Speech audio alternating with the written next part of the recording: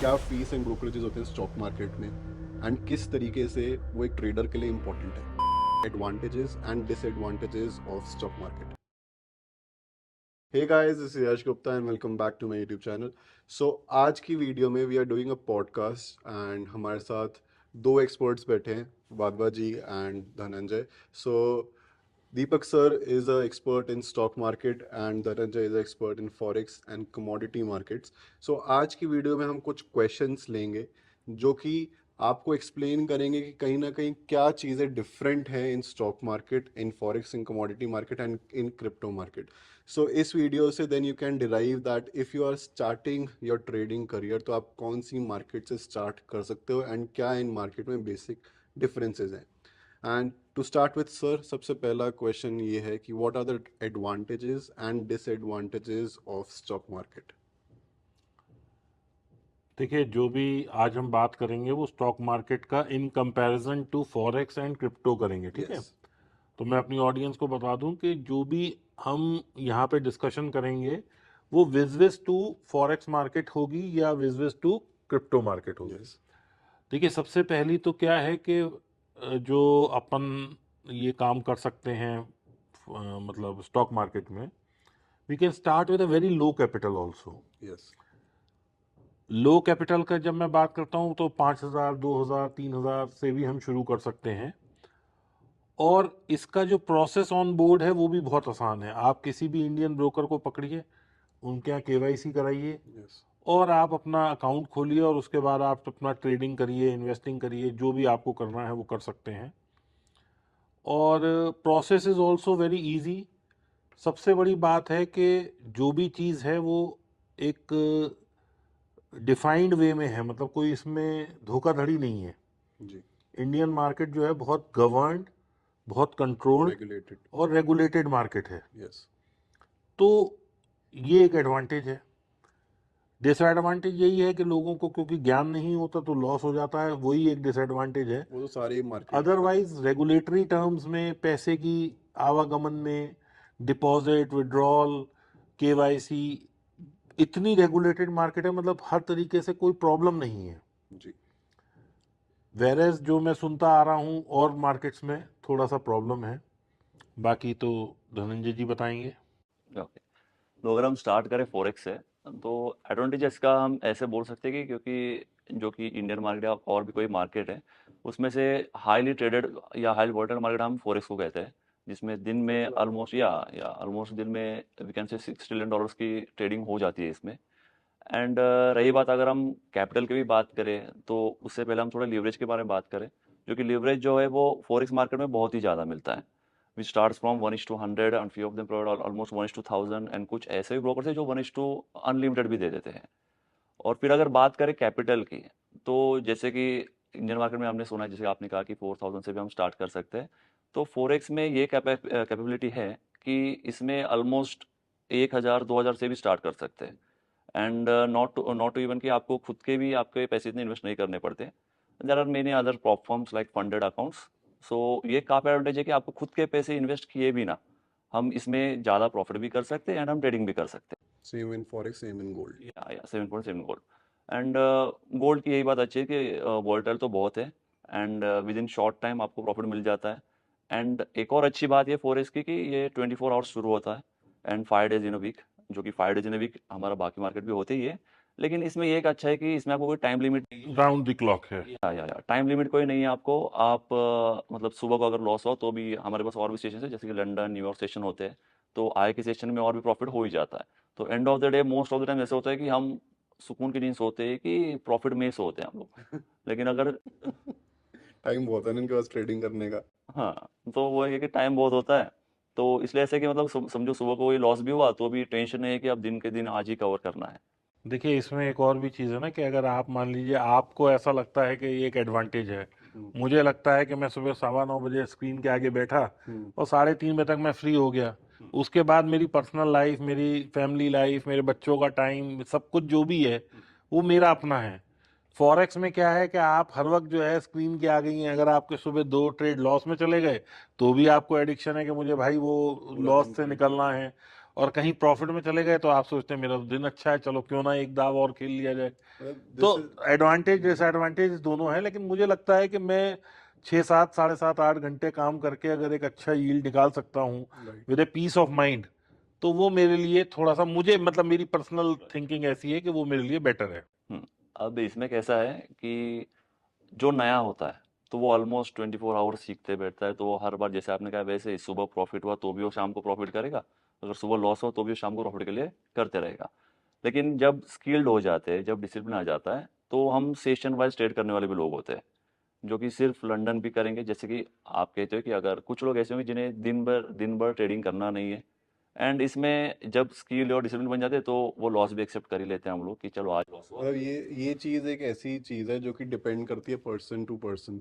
जो एक बिगनर है उसके लिए ये एक डिसएडवांटेज है, क्योंकि अगर उसका सुबह लॉस हुआ, वो ट्रेड करते करते अपने लॉस को और बढ़ा लेगा, ओवर ट्रेडिंग करके, रिवेंज ट्रेडिंग करके। और अगर किसी का प्रॉफिट हो गया, हो सकता है ट्रेड कर करके उस प्रॉफिट को लॉस में कन्वर्ट कर देगा। बट जिसको मार्केट की नॉलेज है, जिसको उस टाइम फ्रेम में ट्रेड करना आता है, प्लस मेरे हिसाब से इसमें आपकी पर्सनल लाइफ क्या है वो बहुत ज़्यादा मैटर करती है। नाउ जैसे आप एक फैमिली मैन हो, आपकी वाइफ है, बच्चे हैं, तो आपके लिए वो टाइम होना is very important. Very important. हम हमारी कोई ऐसी रिस्पॉन्सिबिलिटी नहीं है, तो हमारे पास वो टाइम है। अभी हम जिस एज में है that we can work round the clock, कि हम ज़्यादा अभी काम करके अपनी लाइफ यहाँ से सेटल कर रहे हैं। आप ऑलरेडी कर चुके हो, आप उस फेज से निकल चुके हो, तो आपके लिए वो चीज़ ठीक है कि हाँ मैं टाइम से फ्री हो गया, now I have whole day. लेकिन यश इसमें देखिए क्या है कि ultimately we all are human beings, yes. ठीक है। और जो डेटा और डायनामिक्स हैं वो ये कहते हैं कि भाई 90% लोग तो लॉस ही में उठते हैं। यस। 95 बल्कि। 95% ट्रेडिंग में, चलो फॉरेक्स और गोल्ड और क्रिप्टो हम्म। की बात करें या किसी भी ट्रेडिंग की बात करें, तो ये तो आप मान के चलो कि हम केवल उन 5% लोगों की तो बात नहीं कर रहे जो आप जैसे जी। स्किल्ड और प्रॉफिटेबल ट्रेडर हैं। राइट। हम तो एक मासिस की बात कर रहे हैं। तो अब क्या है कि अगर मैंने आज 8 घंटे में लॉस किया प्रॉफिट किया वो तो एक अलग चीज है। राइट। मैंने अपना टाइम लगाया, 3:30 बजे मैं फ्री हुआ। अब I have 14 hours to relax my mind. अगर मैंने कुछ गलतियां की हैं उसके लिए भी समझने का टाइम है। मार्केट के डायनामिक्स क्या बोल रहे हैं, FII DII क्या करके गए, कल मार्केट कहाँ खुलेगा, सब चीज के लिए मेरे पास एक पर्याप्त मात्रा में टाइम है। तो I can figure out in a better way. और यही अगर मार्केट कंटिन्यूस चल रही है तो मैं तो एक मतलब गड्ढे में गिरा और गिरा गिरा गिरा गिरा घुसता ही जाऊंगा ना अंदर। राइट। इसीलिए आपने देखा होगा जो फंडेड अकाउंट्स हैं या जो फॉरेक्स के भी अकाउंट हैं, छोटे अकाउंट जिसमें कि लोग 5 7 10 हज़ार या 50 हज़ार से शुरू करते हैं, वो 1 महीना काम करें, 2 महीना करें, 3 महीना करें, उसके बाद वो जीरो हो ही जाते हैं। क्योंकि वो एडिक्शन उन्हें उस ट्रेड से बाहर निकलने ही नहीं देता। आज अगर सुबह सुबह मेरा प्रॉफिट हो गया मान लो $500, $200, $600, $1000, वॉट एवर XYZ, तो मेरे पास तो अब स्ट्रेंथ आ गई भाई, मैं तो $1000 का अगर लॉस भी ले लूँ तो मुझे कोई वो नहीं है। वो 1000 चले गए तो फिर अब मैं रिवेंज ट्रेडिंग पे आ गया, क्योंकि भाई मुझे तो वो रिकवर करने हैं। तो ये साइकिल जो है ना, ये एक ह्यूमन साइकोलॉजी में इससे बाहर निकल पाना बड़ा मुश्किल है, ऐसा मुझे लगता है। और मैंने, क्योंकि I have been a trader myself, मैं खुद भी एक ट्रेडर हूँ, and I have monitored all type of traders across me, और मतलब बहुत क्लोजली मॉनिटर मैंने किया है। राइट। मैं फॉरेक्स ट्रेडर्स को भी मिला हूँ, मैं क्रिप्टो ट्रेडर्स को भी जानता हूँ। पहले क्रिप्टो ट्रेडिंग मैं खुद भी करता था। टाइम के हिसाब से अगर कोई चीज की जाए तो मुझे वो एक एडवांटेज लगता है स्टॉक मार्केट में। ठीक है, इसके लिए स्टॉक मार्केट को हम पॉइंट्स देते हैं कि इफ़ यू हैव, आपको पर्सनल लाइफ चाहिए ऑब्वियसली, तो ये कहीं ना कहीं एक डिसएडवांटेज है इन क्रिप्टो एंड फॉरेक्स कि आपकी पर्सनल लाइफ जो है थोड़ी सी डिस्टर्ब होती है। बट साथ साथ अगर आप एक यंग एज में हो तो शुरू में यू कैन मैनेज, बट आगे चल के you won't be able to manage that.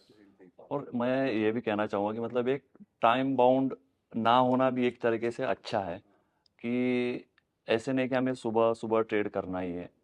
इसमें हमें अपॉर्चुनिटी ये मिलती है कि New York session mostly highly traded volume. London session मतलब, मैं मतलब ऑडियंस बता दूं, लंदन सेशन मतलब हमारा आफ्टरनून 12 बजे से 2-3 बजे तक जो वॉल्यूम्स रहती हैं। न्यूयॉर्क सेशन मतलब 7 o'clock से रात को 1 डेढ़, हाँ 1-1.5 बजे तक।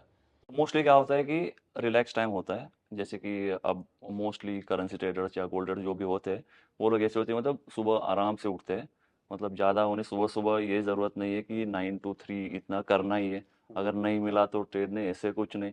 तो इसमें ये है कि आपको मल्टीपल अपॉर्चुनिटीज होती है। एंड न्यूयॉर्क सेशन ये हाईली ट्रेडेड उसी टाइम को होता है जो कि 6-7 बजे होता है। तो 7 बजे मतलब इतना भी टाइम नहीं, और उस टाइम 15-20 मिनट में भी काम हो जाता है ऑलमोस्ट सब लोगों का। मेरे ख्याल से धनंजय की जब शादी होगी तो ये स्टेटमेंट थोड़ी सी चेंज हो जाएगी। देखिए, पहले पहले ना मैं एमसीएक्स करता था किसी टाइम में। हम्म, तो होता क्या था कि अपन सुबह से 9 बजे से लेके अपना 5 6 7 बजे तक ऑफिस में बैठे हैं। हम्म, जैसे ही फैमिली टाइम या किसी पार्टी टाइम या शादी में किसी की जाना है या किसी फंक्शन में जाना है, डिनर में जाना है, वहीं पे ही पता लगा कि चांदी सोना क्रूड में या फॉरेक्स में या जो भी आप लोग करते हैं उसमें फ्लक्चुएशन शुरू हो गई। अब मुझे याद है, पहले मैं क्रूड की ट्रेडिंग करता था एमसीएक्स पे। ओके। हम लोग एक मैरिज में गए। अब वहाँ मेरे फादर मुझे बार बार बुला रहे हैं, आ भाई आगे स्टेज पे आ, पार्टिसिपेट कर। और मेरा क्रूड जो है नीचे जा रहा है, या मेरा क्रूड मुझे नहीं ध्यान ऊपर जा रहा है, जो भी है, but I was so busy in my crude. ये तो फैमिली उससे टाइम। क्या होता है कि मतलब आप ना कंसंट्रेट नहीं कर पाते। तो मेरा मानना ये है कि हम में से या जो भी हमारी ऑडियंस है, या तो हो भाई 1000 करोड़ से ऊपर, तो भाई हमें डिफरेंट डिफरेंट असेट क्लास की ज़रूरत है। जब पैसा ही थोड़ा 1 2 5 10 करोड़ से तो सारे ट्रेड ही कर रहे हैं, या मेरे कोई ऑडियंस हो सकता है 20 25 करोड़ से कर रहा हूँ, मेरे को नहीं लगता इससे बड़ी कोई है। तो अगर इतने पैसे हैं तो क्यों हम, अल्टीमेटली देखो, पैसा तो आप गोल्ड में सिल्वर में या किसी भी कमोडिटी में ट्रेडिंग से ही कमा रहे हो ना। तो अगर आज 3% की मूवमेंट सोने चांदी में है, तो उतनी तो बैंक निफ्टी में भी है। अगर परसेंटेज वाइज देखें, तो अगर सोना रोज का 10 15 डॉलर मूव करता है, तो बैंक निफ्टी भी 500 पॉइंट मूव करती है। तो अपने एक बीइंग अ ट्रेडर वॉलेटिलिटी तो चाहिए कि भाई ऊपर जाए या नीचे जाए, खड़ी रहेगी तो दिक्कत है। तो उतना वॉल्यूम अगर हम वहां से भी जनरेट कर सकते हैं इनकम का अपनी, तो क्यों मैं 14 17 घंटे काम करूं जब मेरा काम 6 घंटे में होता है। तो अगर मैंने अपनी लाइफ के 6 घंटे बचा लिए, तो वो भी तो मेरे लिए प्रोडक्टिविटी है, वो भी तो मेरा प्रॉफिट ही है। चलो, ये भी एक थिंकिंग है। आपके हिसाब से धनंजय, अब मतलब आपने ये एडवांटेज की बात करी, what is the biggest disadvantage of forex and commodity या गोल्ड की अगर हम बात करें, क्या डिसएडवांटेज है? अब इसमें ये एक डिसएडवांटेज है कि डिसेंट्रलाइज नहीं है फॉरेक्स, सॉरी, या फिर ये जो भी है डिसेंट्रलाइज नहीं है। मतलब इसे कोई एक नहीं चलाता, कोई एक कंट्री नहीं चलाता इसे। तो ये एक इसका डिसएडवांटेज है कि इसलिए थोड़ा बहुत हमें वो एक हाँ, स्कैटर्ड है बस। वो इसे मुझे इसकी डिसएडवांटेज लगता है। बाकी टाइम मैं इसे एज एडवांटेज देखता हूँ, कि जो सर बोल रहे थे वो मैं उसे एज एडवांटेज देखता हूँ। अपनी लाइफ में वो पर्सनल लाइफ के एंगल से कह रहे हैं, अगर मैं देखो इसी चीज़ को क्रिप्टो पर अब लेकर आता हूँ, so sir has a correct point कि ऑब्वियसली कि अगर मेरा एक ट्रेड चल रहा है, अब क्रिप्टो तो 24 घंटे चल रहा है, फॉरेक्स भी चल रहा है। अब मैंने रात को 1 बजे एक ट्रेड ले लिया और मैं सोने की कोशिश कर रहा हूँ, मेरे को नींद आ रही है, बट सोया भी 1 घंटे बाद मेरा अलार्म बजा कि भाई ये तो प्राइस ही नीचे आने लग गया है। तो मैं कहीं ना कहीं मेरी नींद भी डिस्टर्ब है, मैं किसी पार्टी में जाऊँगा, वहाँ पे मेरा ट्रेड लॉस में चल रहा है, मैं पार्टिसिपेट नहीं कर पाऊंगा। सो अगर मैं पर्सनल लाइफ के एंगल से देखूं, yes this is a disadvantage. But अगर मैं एक ट्रेडिंग एंगल से देखूं, सो व्हाट आई बिलीव, क्योंकि initially I traded stock market, I started my career bye stock market trading only, फिर फॉरेक्स करी, फिर क्रिप्टो में आया। अब मैं इसको इस तरीके से देखता हूँ कि आज स्टॉक मार्केट का ये एडवांटेज भी है और सबसे बड़ा डिसएडवांटेज भी है कि स्टॉक मार्केट क्लोज होती है। यूएस में फ्यूचर्स जो हैं वो 24 घंटे चलते हैं स्टॉक मार्केट में, इंडिया में नहीं चलते। अब उसका डिसएडवांटेज ये है, अगर वो 24 घंटे हो जाए, gap up and gap down. Gap ups and gap downs, अगर जब 3:30 बजे जब मार्केट बंद होती है, अब शाम को कोई न्यूज़ आई, आपने निफ्टी में या बैंक निफ्टी में ट्रेड ले रखा है, बैंक निफ्टी में ले रखा है, बट एचडीएफसी बैंक की एक बहुत नेगेटिव न्यूज़ आ गई शाम को, अगले दिन bank Nifty gap down open होगी। क्रिप्टो में या फॉरेक्स में भी, गोल्ड में भी, अगर क्रिप्टो में कोई न्यूज़ आती है जो अभी नेगेटिव, मेरे को पता चल रहा है कि अभी न्यूज़ आने वाली है, आ रही है, जैसे एफओएमसी मीटिंग्स होती हैं, फेड की मीटिंग्स होती हैं, जो डायरेक्टली एंड इनडायरेक्टली क्रिप्टो को क्रिप्टो को इम्पैक्ट इफेक्ट करती है, यस। करती है। तो जब वो मीटिंग चल रही है, मैं उसको सुन रहा हूँ, तो मैं उसके पॉजिटिव या नेगेटिव चीज़ों के हिसाब से ट्रेड कर सकता हूँ। अगर मार्केट नीचे गिर रही है, मैं बाई ट्रेड में, मैं लॉस बुक कर सकता हूँ, मैं उसको ट्रेड कर सकता हूँ। मतलब स्टॉक मार्केट ट्रेडर इसको रिलेट करेंगे बजट डे से, तो जितना वो एक्साइटेड बजट डे पे होते हैं, क्योंकि वो एक ऐसा दिन होता है जहाँ पे उनकी न्यूज़ चल रही होती है और वो ट्रेड कर पा रहे होते हैं, जी। तो वो बजट डे हमारे लिए हर महीने आता है। एफओएमसी हर महीने होती है, तो वो हर महीने आता है। तो वो जो एक्साइटमेंट स्टॉक मार्केट ट्रेडर्स की वो साल के एक दिन की होती है कि हमें बजट स्ट्रैटेजी क्या होनी चाहिए, जैसे अभी इलेक्शन की चल रही है, इलेक्शन स्ट्रैटेजी क्या होनी चाहिए, क्योंकि एक इवेंट है जो मार्केट चलते हुए चलने के दौरान आएगा, जिस पे लोग उसको रिएक्ट रिएक्ट कर करेंगे। पाएंगे। तो वो एडवांटेज है कहीं ना कहीं एक सबसे बड़ा क्रिप्टो मार्केट्स और फॉरेक्स के लिए, कि you can trade 24 hours. But yes, आपका पॉइंट बिल्कुल ठीक है कि पर्सनल लाइफ खराब होती है। अब for past 1 year, from past 2 years, मतलब अगर मैं जिस दिन ट्रेड कर रहा हूँ उस दिन मैं 3 घंटे से ऊपर नहीं सो सकता, और वो 3 घंटे भी मैं हर 15 मिनट पे अलार्म लगा के सोऊंगा। अगर मेरा ट्रेड चल रहा है, मेरे को उसको ट्रैक करना है बार बार। अगर ये सबसे बड़ी प्रॉब्लम है, मैं ट्रैवल नहीं कर सकता। मतलब मैं अपनी फ्लाइट्स भी अगर कहीं जाने के लिए बुक करता हूँ तो मैं देख के बुक करता हूँ कि मैं जिस टाइम पे ट्रैवल कर रहा हूँ फ्लाइट में, वो उस टाइम पे कोई प्रॉब्लम ना हो जाए। तो ये एक डिसएडवांटेज है कहीं ना कहीं। बट अगर मैं दूसरे एंगल से देखूं, तो जो क्लोजिंग मार्केट की होती है वो कहीं ना कहीं इंडियन स्टॉक मार्केट के लिए, यूएस स्टॉक मार्केट के लिए वो डिसएडवांटेज नहीं है, क्योंकि यहाँ पे फ्यूचर्स 24 घंटे चलते हैं। सो यस, मेरे हिसाब से this is the advantage of crypto currencies. अगर मैं डिसएडवांटेज की बात करूँ, रेगुलेशन, जो स्टॉक मार्केट का सबसे बड़ा एडवांटेज है, जैसा आपने बोला था कि रेगुलेटेड है। रेगुलेटेड होने से स्टॉक मार्केट को ये बेनिफिट मिल रहा है कि इन्वेस्टर्स को प्रोटेक्शन है, आज मेरा पैसा सेफ है। क्रिप्टो करेंसीज रेगुलेटेड नहीं है। कोई एक कंट्री रेगुलेट भी करेगी तो वो अपने लिए करेगी। इंडियन गवर्नमेंट को इंडिया के अंदर उसको रेगुलेट करना पड़ेगा, तभी एक इन्वेस्टर को प्रोटेक्शन मिलेगी। मेरे को अपना फ्यूचर उसमें दिखेगा। कि आज हर एक बंदे का यही क्वेश्चन है, गोल्ड तो हम तब भी ट्रेड कर लेते हैं कि गोल्ड को हम फिजिकली देखते हैं। क्रिप्टो करेंसी में सबसे बड़ी प्रॉब्लम ये है कि वो रेगुलेटेड नहीं है, तो उसको हम वो रिस्पेक्ट नहीं दे पाते, एंड उसमें उस भरोसे से ट्रेड नहीं कर पाते। देखिए यश, मैं इसको ना इससे देखता हूँ कि एक चीज़ रेगुलेटेड है, एक चीज़ रेगुलेटेड नहीं है। फॉरेक्स भी इंडिया में अभी लीगल रेगुलेटेड नहीं। नहीं है, ठीक है। आप मुझे कोई एक ऐसा इन्वेस्टर बता सकते हो जो ये कहता हो, जैसे अपने इंडिया में हम 50 लोग गिन सकते हैं, जैसे कि अपने झुनझुनवाला साहब थे, हम्म, 5,000 करोड़ का पोर्टफोलियो है इनका। दमानी जी हैं, 60,000 करोड़ का पोर्टफोलियो है। और वेटरन इन्वेस्टर जो हैं, विजय केडिया जी हैं, 5,000 करोड़ का पोर्टफोलियो है। क्या इस तरह से कोई इन्वेस्टमेंट कर सकता है? नहीं, अभी नहीं कर सकता, ऑब्वियसली नहीं कर सकता इंडिया के अंदर। बट सेकेंडली, आज आपने कहा कि gap up gap down, of course we have that issue, but हम तो हेज कर लेते हैं। जिस दिन मेरे 1 करोड़ की पोजीशन खुली होती है, मैं 3:15 बजे हेज करता हूँ। उसके बाद मार्केट नीचे जाए ऊपर जाए, चद्दर तान के सो जाता हूँ मैं तो। मुझे पता है 2.5%, 3%, 5% से ज़्यादा लॉस हो ही नहीं सकता। अभी इंडिया में hedging cost is the least in the world. अपने को 1 करोड़ का पोर्टफोलियो हेज करने में कुल 3.5 लाख रुपए लगते हैं, और हेज होएगा वो आने वाले 6 महीनों के लिए। यहाँ से निफ्टी 10,000 पॉइंट भी गिर जाए, अपना तो 3,500 का ही लॉस है बस। वो 3.5 लाख का ही लॉस है, 3.5% का मतलब।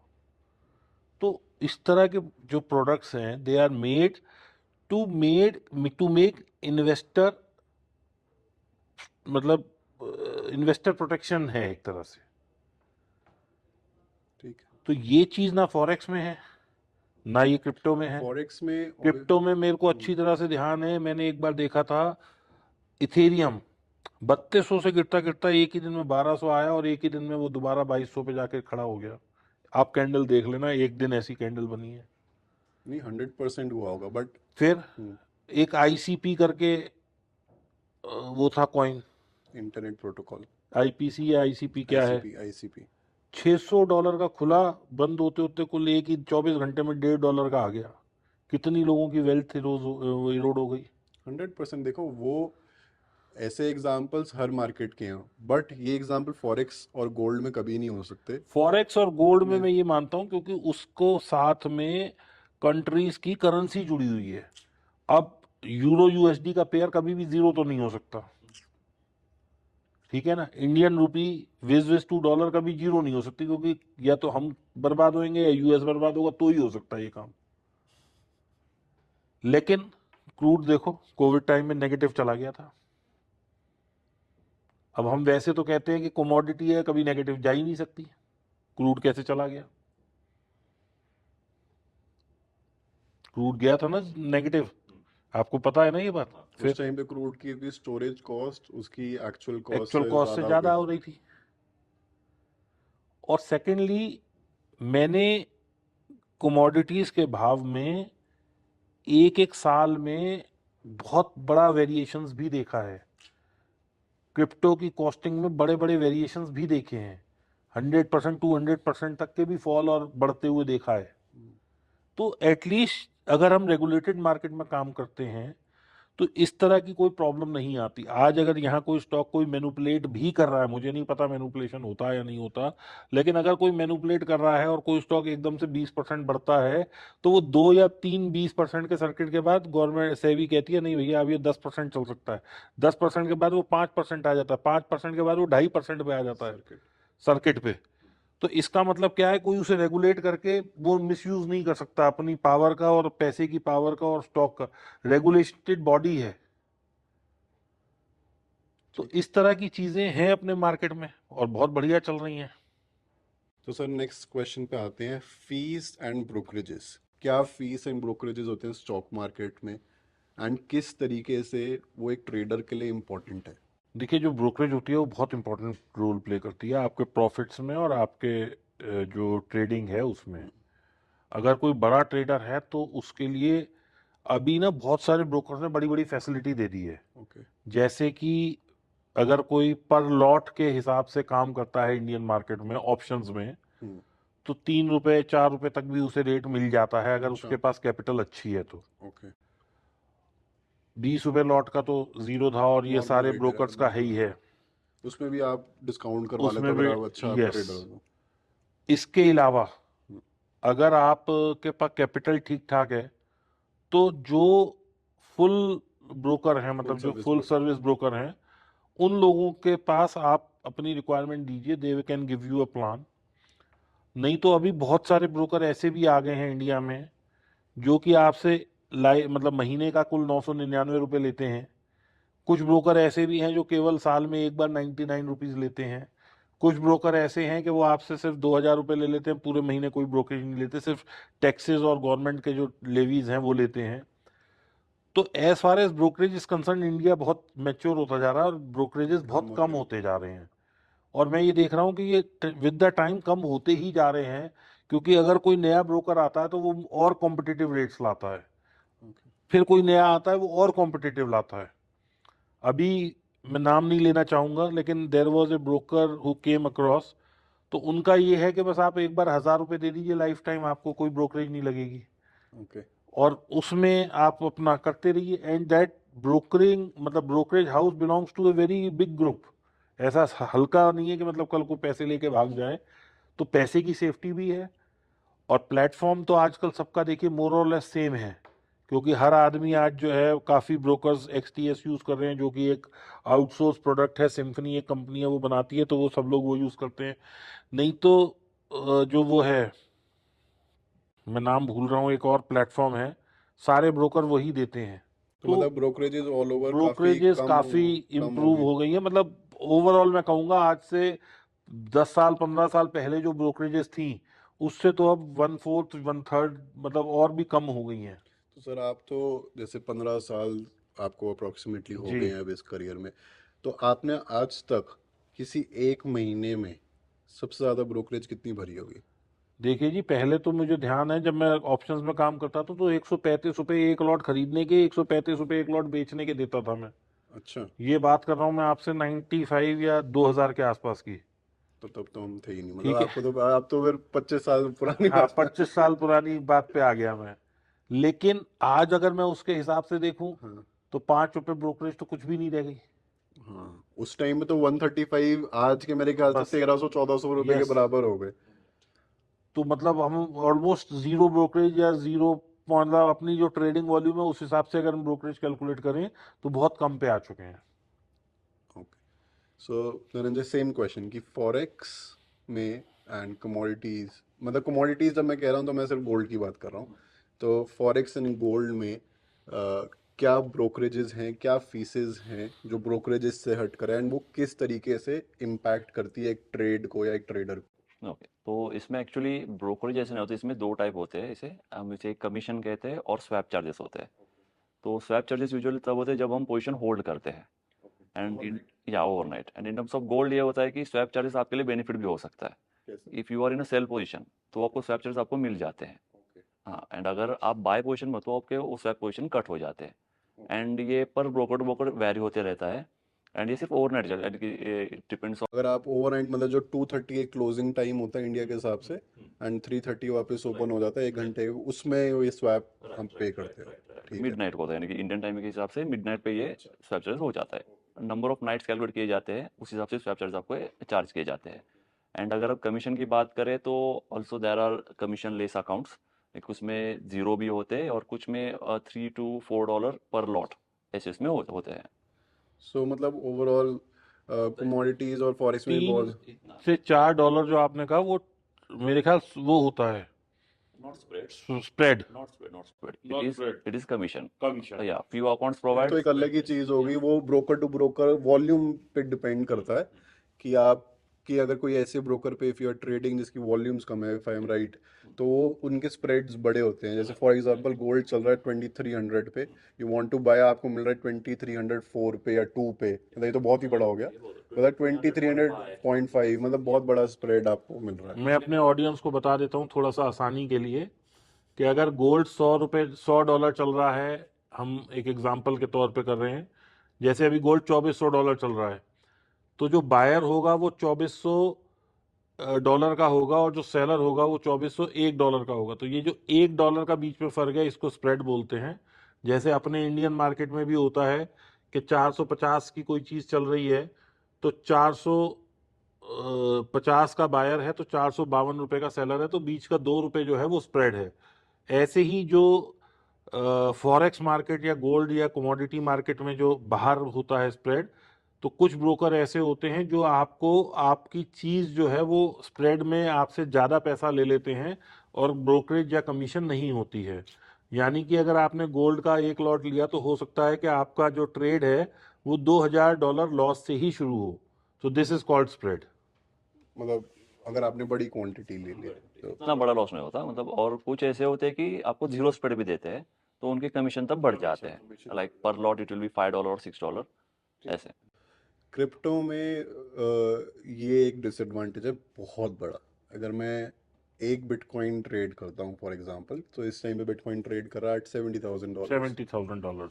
सो फ्यूचर में ऑन एन एवरेज आज की ब्रोकरेज जो है एज ऑफ टुडे, आज से कुछ दिन पहले कम थी, एकदम से ट्रिपल हो गई है, which is $60 for buying, $60 for selling.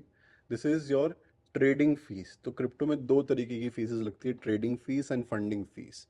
Trading fees जो एक तरीके से आप कह सकते हो ब्रोकरेज। फंडिंग फीस, क्योंकि अगर आप फ्यूचर अकाउंट में ट्रेड ले रहे हो, you are taking a leverage, तो लेवरेज देने की फीस जो है दैट इज फंडिंग फीस। तो वो फंडिंग फीस हर 8 घंटे में चार्ज करी जाती है, एवरी 8 आवर्स। तो ऑन एन एवरेज अगर मैं अपना ट्रेड लेके 1 घंटे में भी एग्जिट कर दूं, तो मैं $20 से $30 की एक वो फंडिंग फीस भरता हूँ। तो approximately $150 I am paying for buying and selling one bitcoin. अब अगर मैंने ट्रेड लिया है लेट्स से 1:2 के रिस्क टू रिवॉर्ड रेशियो पे, मेरा टारगेट है $300 का, वो अचीव हो गया, बट मेरे पास आए 150। अब मेरा $300 का टारगेट है, एक ट्रेडर क्या करेगा, $150 का स्टॉप लॉस लगाएगा।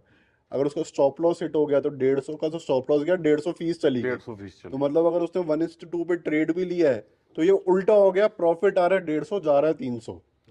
लेकिन इसमें आप अगर इसको इंडियन रुपी में कन्वर्ट करके देखेंगे तो ये तो आप 55-60 लाख रुपए का सौदा ले रहे हो, और अगर आप उस पर $150 यानी कि कुछ 12-13 हजार रुपए दे रहे हो। सर वही चीज़ मैं आपको कह रहा हूँ कि आप स्टॉक मार्केट में कितना भर रहे हो, ₹20, ₹50, ₹100। वहाँ पर मैं भर रहा हूँ ₹15,000। और प्रॉब्लम इज़ कि अगर मैं कोई ट्रेड एक बड़े टारगेट के साथ ले रहा हूँ, अब इसमें क्या होता है कि इक्विटी मार्केट्स पे जो इंट्राडे ट्रेडर्स होते हैं वो 5 मिनट के टाइम फ्रेम पे ट्रेडिंग करते हैं, 15 मिनट पे करते हैं। फॉरेक्स में, गोल्ड में एक एक मिनट पे एक भी एक मिनट पे ट्रेड हो ट्रेडिंग रहा होती है। ये पॉसिबल नहीं है क्रिप्टो में। आप 15 मिनट से नीचे ट्रेडिंग कर ही नहीं सकते, क्योंकि जो आपके $300-400 के टारगेट है वो कभी भी आपको रिस्क टू रिवॉर्ड दे ही नहीं पाएंगे। आपका टारगेट मिनिमम कम से कम $700-800 से शुरू होना चाहिए। सो ये कहीं ना कहीं एक डिसएडवांटेज है कि क्रिप्टो ट्रेडर्स आज के टाइम पे सबसे ज़्यादा ब्रोकरेजेस पे कर रहे हैं। And in the month of December, I have paid in 1 month, I have paid in $16,000, $16,000 की ब्रोकरेज एक महीने में पे करी है। तो कहीं ना कहीं मैंने नवंबर में एक लॉस करा, दिसंबर में उसको रिकवर करा, मैं तब भी लॉस में था। मेरे हिसाब से मैं पूरा रिकवर कर चुका था, बट जब मैंने ब्रोकरेजेस देखी, फीसेस देखी, तो मैं $16,000 की फ़ीस भर चुका था। सो ये एक कहीं ना कहीं एक बड़ा डिसएडवांटेज है when you trade in crypto. चलो, coming to the next question कि क्या न्यूज़, क्या फैक्टर्स डायरेक्टली और इनडायरेक्टली स्टॉक मार्केट को इंडिया के अंदर इम्पैक्ट करती हैं? चलिए देखिए, सबसे पहले तो एक आरबीआई पॉलिसी जो होती है, जो हर महीने आती है, जी। वो इम्पैक्ट करती है।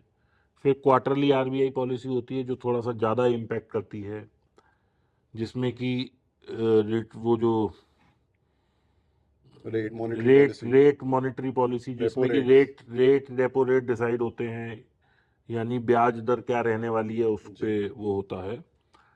उसके बाद जो सबसे ज़्यादा इम्पैक्ट करता है कि कोई पॉलिटिकल स्पीच आ गई, हाँ जी। जैसे फाइनेंस मिनिस्टर की स्पीच बहुत ज़्यादा इम्पैक्ट करती है। जी। प्राइम मिनिस्टर ने कुछ बोल दिया तो वो इम्पैक्ट करता है।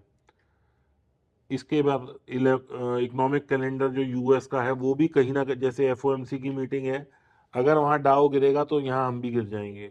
वहाँ बेरोजगारी बढ़ेगी या अनएम्प्लॉयमेंट बढ़ेगा तो हमारे पे भी इम्पैक्ट आएगा, क्योंकि कहीं ना कहीं इंडिया की मार्केट यूएस पे डिपेंडेंट है, और स्पेशली फॉर आईटी प्रोडक्ट्स या आईटी कंपनीज जो हैं, वो तो डायरेक्ट उन पे ही डिपेंडेंट हैं, right. Because we are IT export country. तो अगर वहाँ पे कोई प्रॉब्लम आ रही है, हम उस पे भी इम्पैक्ट करेंगे। सेकेंडली, अब आप देखो 2008 की जब मंदी आई थी, तो अपने यहाँ तो कुछ लफड़ा था ही नहीं। हम्म। वो वो तो तो लेमन ब्रदर्स के यहाँ वो तो फ्रॉड हुआ यूएस और यूएस वो का सारा बर्बाद है। हुआ। वो बर्बाद हुआ, 50% हम गिर गए, क्योंकि कहीं ना कहीं हमारी मार्केट को ड्राइव करने वाला भी विदेशी पैसा है, जिसे हम एफआईआईज बोलते हैं। तो एफआईआईज का फंड अगर मान लो उनके यहाँ दिक्कत है तो वो निकालेंगे, हम्म। उनके यहाँ बेटरमेंट है तो वो डालेंगे। तो हमारी मार्केट तो अभी काफी हद तक इम्पैक्ट है उनकी मार्केट से। तो ये अपने जो डोमेस्टिक फैक्टर्स हैं वो तो इम्पैक्ट करते ही करते हैं, लेकिन कहीं ना कहीं यूएस की पॉलिसीज भी इंडियन मार्केट को इम्पैक्ट करती हैं। कुछ हद तक अगर यूएस की 50% करती है, तो यूके और यूरोप की 10% करती है, चाइना की शायद 5-7% करती मतलब है। ये इनडायरेक्ट लेकिन फैक्टर्स हैं। इनडायरेक्ट फैक्टर्स तो हैं ही हैं जो कि इम्पैक्ट करते हैं। राइट। धनंजय, सेम क्वेश्चन कि क्या डायरेक्ट एंड इनडायरेक्ट फैक्टर्स हैं जो फॉरेक्स को और गोल्ड को इम्पैक्ट करते हैं, एंड किस तरीके से हमें उस पर रिएक्शन देना चाहिए? हम्म अब क्या होता है कि जब गोल्ड की हम बात करें तो मोस्टली ये सारे यूएसडी के न्यूज़ पे ज़्यादा डिपेंड करता है, डॉलर न्यूज़। या डॉलर न्यूज़। तो इसमें भी ऐसे नहीं कि हर इवेंट्स या हर न्यूज़ हम इम्पोर्टेंट कहते हैं इसे, लेकिन मेजर इंपॉर्टेंट न्यूज़ है जैसे कि सीपीआई होता है, या फिर सम, सीपीआई या मतलब कंज्यूमर प्राइस इंडेक्स, या इन्फ्लेशन रेटेड, या और फिर पीपीआई होते हैं। एंड उसी तरह और भी इम्पोर्टेंट जैसे जिसे कहते हैं एनएफपी, या एनएफपी नॉन फॉर्म पेरोल, वो तो काफ़ी इंपॉर्टेंट। और फिर एफओएमसी मिनट जो कि 30 मिनट चलता है, तो उस 30 मिनट में काफ़ी बार हम देखते हैं कि वोलेटाइल हो जाता है, तो ऊपर भी जाएगा नीचे भी जाएगा, दोनों काम उसमें हो जाता है। इंस्टाग्राम पे रील्स आने लग गई है पावल साहब की कि जैसे ही यस। बोलना शुरू करते हैं मार्केट हाँ, पूरी हिल जाती है। राइट। जब भी उनका वो एफएमसी का ये मोस्टली होता है वो। एंड अनएम्प्लॉयमेंट क्लेम्स जो भी हर वीक होता है वो भी काफ़ी इंपॉर्टेंट होता है। तो इससे एक एडवांटेज ये होता है कि मतलब अगर आप चार्ट के साथ चल रहे हो, टेक्निकल आपके स्ट्रांग है, तो उस हिसाब से कहीं ना कहीं थोड़ा बहुत ये फंडामेंटल उसमें मैच हो ही जाता है। एंड इमीडिएट रिएक्शन हम ले सकते हैं, क्योंकि मार्केट तब खुला ही है जब न्यूज़ हो रही है। जैसे आपने भी कहा था कि वो एक और एडवांटेज इसमें हो जाता है। एंड बेसिकली जो नए होते हैं उनको ये सजेस्ट किया जाता है कि न्यूज़ के टाइम ट्रेडिंग मत करो, क्योंकि सब लोग उसे झेल नहीं पाते। और लेकिन ये कितनी बारी मंथ में ये न्यूज़ इवेंट्स आते हैं? ऑलमोस्ट हर वीक आपको ये न्यूज़ मिलते रहेंगे। ओके। ये तो आ, आप यूएस का तो इकोनॉमिक कैलेंडर अवेलेबल है, कई साइट्स पे है, आप इकोनॉमिक कैलेंडर डालो तो वो फॉरेक्स फैक्ट्री है, इन्वेस्टिंग है, सब पे है अवेलेबल। और उसमें जो 3 स्टार वाला होता है वो लाल कलर से, यानी कि इसका इम्पैक्ट ज्यादा होने वाला है। जो 2 स्टार है यानी कि वो कम इम्पैक्टफुल है। 1 स्टार है वो और कम है। तो अपन भी उसको देख लेते हैं कि भाई अगर आरबी वो एफओएमसी की कोई पॉलिसी आने वाली है और 3 स्टार दिख रहे हैं तो हम वी ऑल्सो स्टे थोड़ा सा, लाइट। हाँ, उस दिन के लिए कम पोजीशंस। यस। तो सर फाइनल क्वेश्चन पे आते हैं हमारे उन व्यूअर्स के लिए जो बिगनर्स हैं अभी एंड मार्केट में एंटर करना चाह रहे हैं। तो क्या बेस्ट वे है, या कैसे एक बिगनर स्टार्ट करे अपना ट्रेडिंग करियर स्टॉक मार्केट में? देखिए, पहले तो मैं जो भी ऑडियंस है उनको ये कहना चाहूँगा, 2 5 10 हज़ार 20 हज़ार जो लोग लेके आते हैं वो हमेशा लॉस में ही निकलते हैं, क्योंकि वो बाइंग की तरफ सोचते हैं कि ऑप्शन बाय कर ले। बाइंग कर ले। तो एक रीजनेबल कैपिटल आप लोग 1 लाख के आसपास लेके आइए। एक हेजिंग स्ट्रैटेजी बनाइए जिसमें कि लॉस फिक्स होता है। हेजिंग में क्या होता है कि हम ना बाय भी करते हैं सेल भी करते हैं, और बीच का जो गैप होता है हम वो खा लेते हैं ऑप्शन स्ट्रैटेजीज ऑप्शंस में। में। या अगर हम फ्यूचर बाय कर रहे हैं तो नीचे पुट ले लेंगे कोई सी। इस तरह से एक हेज स्ट्रैटेजी बनाई जाती है। ओके। उस हेज स्ट्रैटेजी को बनाने से पहले ही हमें ये पता होता है कि हमारा इस ट्रेड में लॉस कितना होगा। आप कोई भी वो स्ट्रैटेजी मत बनाइए जिसमें कि आपकी कैपिटल 3 से 5% से ज़्यादा का लॉस दे। ओके, मतलब मैक्सिमम रिस्क पर trade should be. Maximum law मतलब रिस्क, मतलब मैक्सिमम रिस्क पर trade should never be more than 5%। Okay. इससे कम कम वाले आप रिस्क में ट्रेड बनाइए। और एक बार आपका प्रॉफिट में आ गया ट्रेड, तो अपने हेज को या अपने एसएल को कॉस्ट पे ले आइए, ताकि अब मैं इस ट्रेड से लॉस में तो उठूंगा ही नहीं। आपको मार्केट क्या देगी ये किसी को नहीं पता। मैं मार्केट को क्या दूंगा मुझे ये पहले पता होना चाहिए। जी। और मैं उस जो मेरा एसएल है उसको ट्रेल करते करते करते इस लेवल पे ले आऊंगा कि एक वक्त ऐसा आएगा कि मैं जीरो लॉस पे आ जाऊंगा, और ऊपर गया मार्केट में 5 रुपए प्रॉफिट में आ गया। अब ये 5 रुपए तो मुझे मिल के ही जाएगा, ये मेरे से कोई ले नहीं सकता। तो मतलब आप ये समझिए कि ये मेरा प्रॉफिट है, ये मेरा एसएल है। तो जैसे जैसे मेरा प्रॉफिट बढ़ेगा मैं एसएल को भी ऊपर लाऊंगा। अब ये अगर गिरा ट्रेलिंग। तो मेरा यही आएगा। इसको ट्रेलिंग बोलते हैं। तो ट्रेल करते रहिए और उसको खाते रहिए। जी। और दूसरा, थोड़ा सीख के करिए, चार्ट की नॉलेज लीजिए, कोई एक ईएमए लगा लीजिए, कोई भी एक इंडिकेटर लगा लीजिए, कुछ भी साधन को यूज करिए, थोड़ा सा अपने आप को एजुकेट करके फिर ट्रेड लीजिए। 100% आप प्रॉफिट में उठोगे अगर आप अपने आप को इक्विप करके करोगे। राइट। अगर आप ऐसे ही कि भाई वो भी कर रहा है ये भी कर रहा है और मैं भी कर रहा हूँ और कोई भी कर रहा है, या किसी की सुनी सुनाई बोरोड कन्विक्शन पे ट्रेड नहीं लेने। बोरोड कन्विक्शन का मतलब है कि मैंने धनंजय जी से सुन लिया कि भाई फॉरेक्स में बड़ा पैसा है, बस मैं लग गया। अब मैं इनसे समझूं तो सही, भाई मेरी साइकोलॉजी को सूट करता भी है या नहीं। राइट। मैंने कोई ट्रेड आपको बताया कि बैंक निफ्टी ऊपर जाएगी, मैं तो स्टॉप लॉस लगा के बैठा हूँ 2 रुपए का, आपका नुकसान हो गया 200 रुपए का। तो ये चीजें जो है ये समझने वाली है कि बोरोड कन्विक्शन तो नहीं है। क्या क्या चीजें हैं जो हमारी इंपैक्ट करती है। सिर्फ लॉस अगर आप लोग मैनेज करते चलेंगे, प्रॉफिट झक मार के घर आएगा। ठीक है। सो धनंजय, कैसे स्टार्ट करें फॉरेक्स और कमोडिटी में अगर किसी को अपना करियर बनाना है तो? जैसे आपने कहा कि करियर बनाना है, तो करियर बनाना है तो मैं हमेशा ये कहता हूँ लोगों की, पहले ट्रेडिंग को एज ए करियर देखो, नॉट एज ए गैम्बलिंग। किसी का ओवरनाइट सक्सेस देख के इसके पीछे ना आए एंड फोमो में ना आए। एंड मोस्टली इसमें ऐसा है कि आपको थोड़ा टाइम तो देना पड़ेगा। अगर करियर बनाना है तो फिर उतना टाइम तो देना पड़ेगा। कोई भी बिजनेस हो या कुछ भी हो, हम टाइम देंगे तो ही हमें मिलेगा। तो इसमें स्टार्ट में तो आपको लर्निंग पे बहुत फोकस करना है। लर्निंग के बाद का फेज़ होता है कि अब लर्निंग बाद के फेज़ होता है कि आपको उसे टाइम देना है। जो भी आप सीखे हो क्या वो सच में चल रहा है, या फिर ट्रायल के करो, यानी कि बैक टेस्टिंग कहते हैं हम उसे, या फिर कुछ लोग पेपर ट्रेडिंग भी बोलते हैं, वो सब कर सकते हैं। अब इसमें एक और चीज़ है कि फंडेड अकाउंट का सहारा लेके हम उसमें ट्रायल कर सकते हैं, ताकि आपका खुद का या डेमो ट्रेडिंग या ताकि आपके खुद के पैसे भी ज़्यादा ना जाए। एंड इसे टाइम दो। एंड ऐसा नहीं कि आपको कुछ बहुत बड़ा क्या बोलते हैं उसे, कि बहुत बड़ा टेक्निक कुछ सीखना पड़ता है। ट्रेडिंग में जैसे टाइम जाते पता चलता है कि सिंपल चीज़ें ही बहुत पैसे कमा देती है। एंड ये नॉट ओनली इन फॉरेक्स और any other market, I think सब मार्केट में यही है कि जितना सिंपल हो उतना अच्छा, देखिए, ज़्यादा पैसा चार्ट कमा देखना अगर किसी ने सीख लिया, राइट। वो चाहे क्रिप्टो का देखे, बैंक निफ्टी का देखे, यूएस डॉलर का देखे, या गोल्ड का देखे, या किसी और चीज का देखे, वो it is the same yes, मतलब concept, is the same. Analysis, मतलब मेरा मानना ये है कि एनालिसिस एक ना बहुत छोटा पार्ट होता है। एनालिसिस कोई भी बंदा 1 महीने 2 महीने में सीख सकता है, बट क्योंकि हमारे माइंड में एक चीज़ रहती है कि हमने तो 2 महीने में ही पैसा कमाना शुरू करना है, तो हम वो टाइम कट डाउन करने के चक्कर में कभी भी वो अचीव ही नहीं कर पाते। जो हमने 1 साल उस मार्केट को देना होगा, उस 1 साल की जगह 2 महीने में करने के चक्कर में हम 2 साल लगा देंगे, 2 2 महीने 2 2 महीने करके, बट हम कभी भी उसको अचीव नहीं कर पाएंगे। एनालिसिस मेरे हिसाब से very small part of trading. Main part of trading is psychology, कि जैसा आपने बोला कि आपको पहले सीखना है, फिर आपको मार्केट में एंटर करना है। अगर आप बिना सीखे मार्केट में एंटर करते हो, आप लॉसेस ही करोगे। आपको पहले प्रैक्टिस करनी है। सबसे इम्पोर्टेंट चीज़, आपको ट्रेडिंग को, जैसा आपने बोला, एज अ करियर देखना पड़ेगा। अगर आप उसको एक गैम्बल मार्केट की, भाई फटाफट क्विक मनी स्कीम की तरह मैं एंटर करूँ, फटाफट बाहर निकल जाऊँ, तो इस तरीके से कभी भी नहीं होगा। तो मतलब पूरे पॉडकास्ट को समराइज करके, मतलब मेरे को ये समझ आया कि तीनों मार्केट्स के अपने एडवांटेजेस हैं, अपने डिसएडवांटेजेस हैं। तीनों मार्केट्स में आप लूज़ भी कर सकते हो, और तीनों मार्केट्स में ही आप बहुत अच्छा पैसा बना सकते हो। डिपेंड ये करता है कि वो पर्सन टू पर्सन डिफरेंट है।